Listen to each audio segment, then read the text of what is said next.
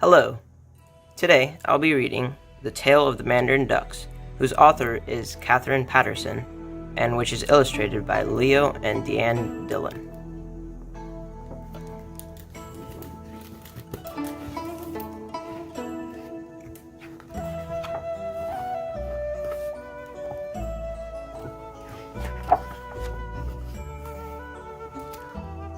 Long ago, and far away, in the land of the rising sun, there lived together a pair of Mandarin Ducks.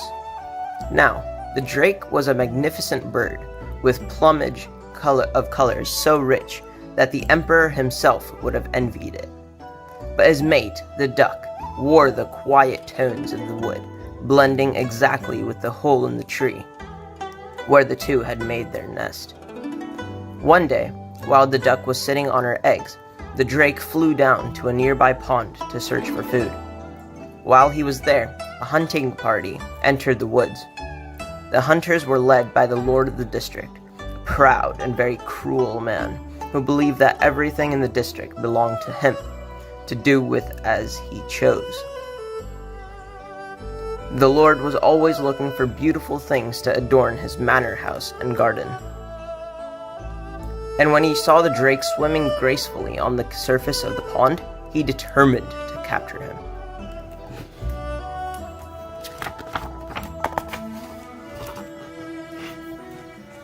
The lord's chief steward, a man named Shozo, tried to discourage his master.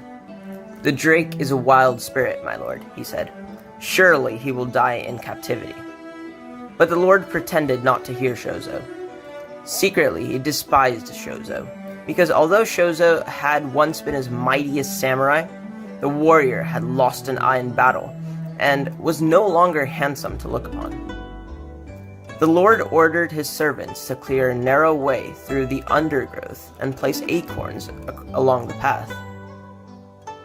When the drake came out of the water, he saw the acorns. How pleased he was! He forgot to be cautious, thinking only of what a feast they would be to take home to his mate.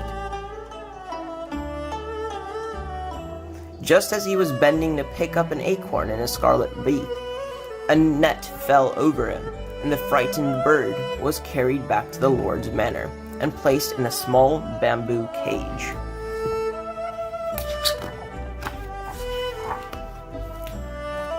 The lord was delighted with his new pet. He ordered a feast to be prepared, and invited all of the wealthy landowners from miles around, so that he could show off the drake and brag about his wonderful plumage, which was indeed more beautiful than the finest brocade.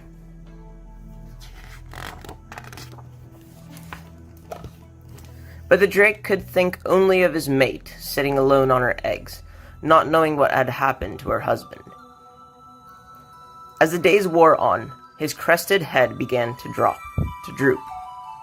His lovely feathers lost their luster.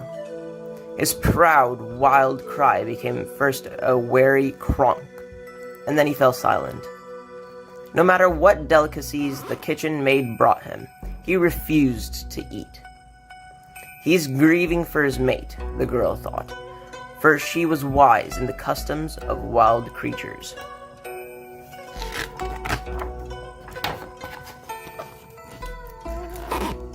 The lord, who liked things only so long as they were beautiful and brought him honor, grew angry when he saw that the drake was ailing. "Perhaps we should let him go," Shozo suggested, "since he no longer pleases you, my lord." But the lord did not like anyone to tell him what to do, much less a one-eyed servant. He refused to release the drake, ordering instead that the cage be put out of sight, so that he would no longer be annoyed by the bird's sad appearance.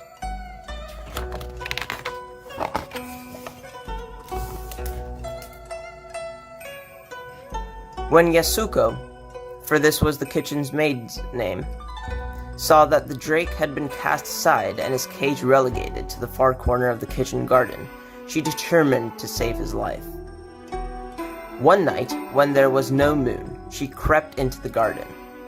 Without a sound, she opened the door of the cage and gently lifted out the drake.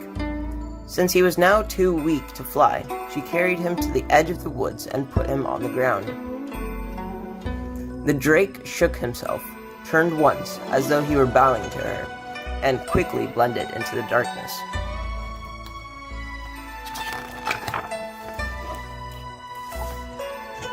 In a great house, there are always those who delight in causing mischief. So it was that by mid-morning the news of the drake's disappearance had reached the ears of the Lord. Now, even though the Lord no longer desired the drake, he was furious at the thought that someone else should take what he considered his own. Immediately he called for Shozo. "Why have you stolen my drake?" he demanded. Shozo simply bowed his head.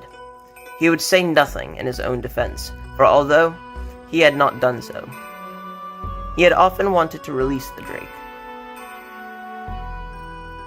To his honest mind, desiring to unlatch the cage and actually lifting the latch were one and the same.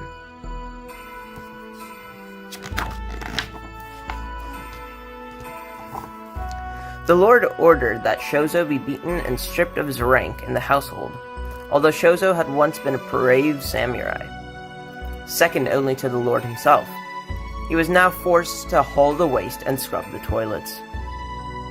When Yasuko saw how he had been humiliated, she told Shozo what she had done and begged him to let her confess. Shozo forbade her to tell anyone. Why should two suffer for one crime? He asked, but he took comfort in her concern.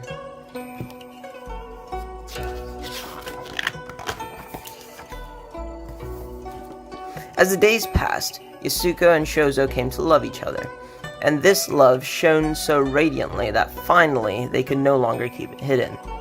Eventually, the mischief maker told the Lord of their love, and Yasuko and Shozo were called into his presence.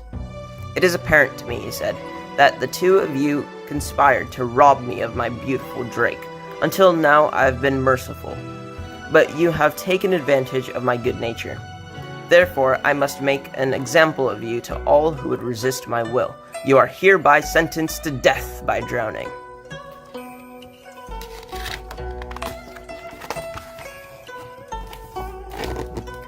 Since their lord's word was law, there was no way to oppose him.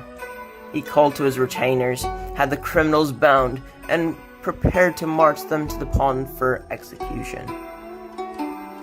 But just as they were about to set out, two messengers arrived at the gate. It was obvious from their rich dress that the messengers were persons of great importance.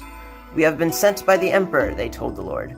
"His Divine Majesty has had a vision of the merciful Buddha, who ordered him to abolish capital punishment through the empire. Therefore, if there is anyone in your district under the sentence of death, you are directed to send them at once to the imperial court." The Lord was very angry at this order, angry enough to kill the messengers who had brought it. But he knew he had no choice. He commanded his retainers to march the condemned couple to the capital.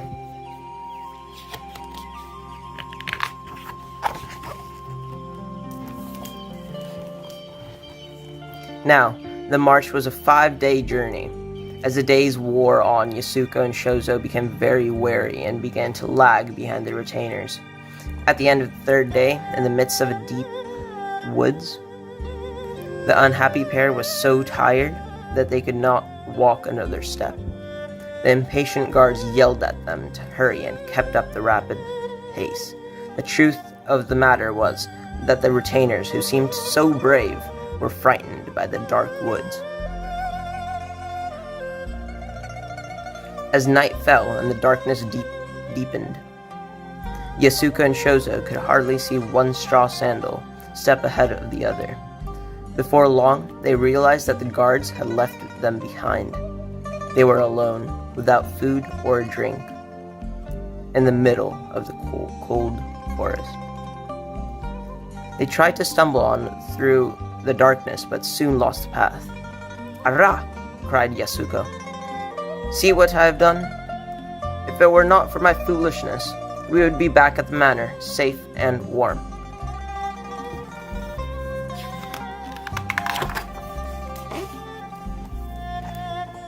"Hush," said Shoujo. "It is not foolish to show compassion for a fellow creature. Besides, what danger of the forest could match the cruelty of our former master?" "I wish my hands were not bound behind me," Yasuko said. "I don't think I would be afraid if I could take hold of your hand." "Come here," Shoujo said. "Stand as close as you can so that your shoulder is touching mine. Then we will not lose each other in the darkness." At that moment, they heard a rustling sound. The two stood still as pillars of stone, trying not to be frightened. "Ah," said the kind voice, "we have found you. Don't be afraid.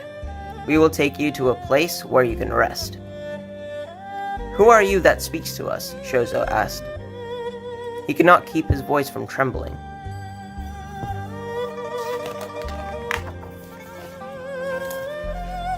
"We are the Imperial Messengers," replied another, whose form was also hidden by the impenetrable night. Yasuko and Shoujo knew that they must obey, but they still couldn't help being a little frightened.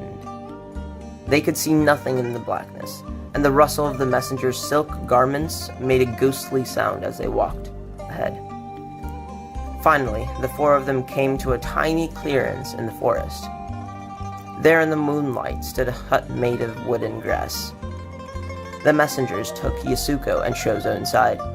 First they lit a lamp. Then they untied the ropes that bound them. Gently, the messengers massaged the servants' wrists. Each of them was allowed a long soak in a great wooden bathtub filled with clean hot water. When at last Yasuko and Shoujo were dressed in fresh kimonos, a wonderful feast was set before them.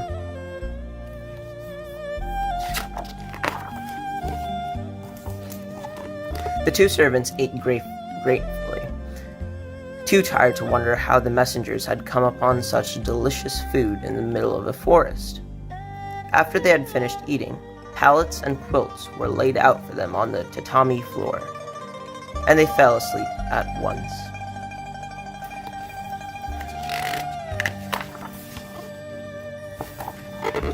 In the morning, Yasuko and Shoujo were awakened by the smell of rice steaming and bean soup bubbling in an iron pot, but the messengers were nowhere to be seen. "We failed to thank them for all their kindness," Yasuko said. They jumped up and ran to the door of the hut. There on the path were a pair of Mandarin ducks. The drake wore plumage so rich and colorful that the emperor himself might have envied it, while his mate wore the quiet tones of the wood. The pair turned and seemed to bow. Then, lifting themselves into the air, they flew straight and swift as arrows fly, above the highest trees of the forest.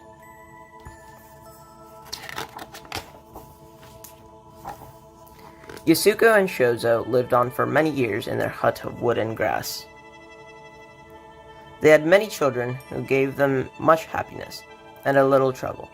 But as they had learned years before, trouble can always be borne when it is shared.